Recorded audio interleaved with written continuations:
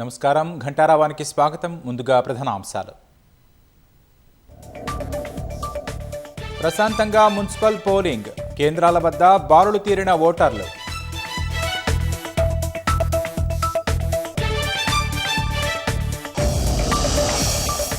Vote హక్కు వినియోగించుకుంటున్న ప్రముఖులు, కొడంగల్లో ఓటు వేసిన సీఎం రేవంత్ రెడ్డి.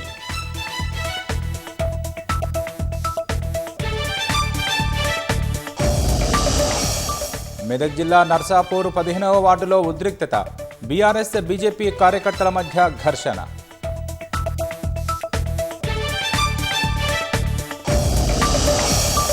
వికారాబాద్ జిల్లా పరిగి పోలింగ్ కేంద్రం వద్ద ఆందోళన, దొంగ ఓట్లు వేస్తున్నారంటూ కాంగ్రెస్ శ్రేణుల ఆరోపణ.